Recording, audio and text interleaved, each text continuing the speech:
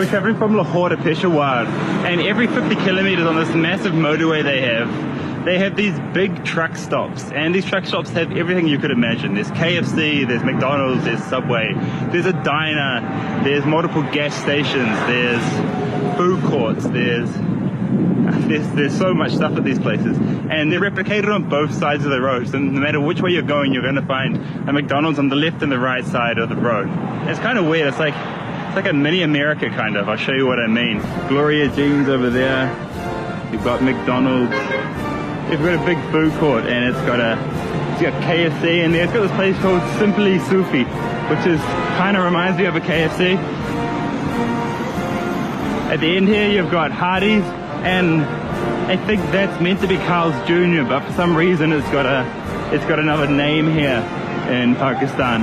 You've got a bakery. Then over this side you've got a Pakistani style dhaba, a supermarket, and a Subway.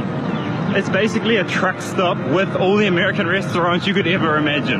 Did I mention Dunkin' Donuts too? I haven't had a beef burger in a real long time, so we're gonna go and hit up McDonald's. I just want to show people, the difference, because here it's more closer to America, and in India McDonald's is terrible there, really terrible.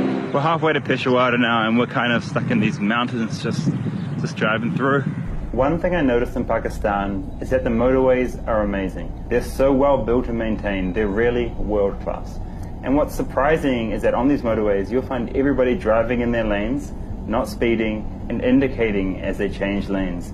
And that's because the motorway are crawling with traffic police who enforce the law, and you can't bribe your way out of these.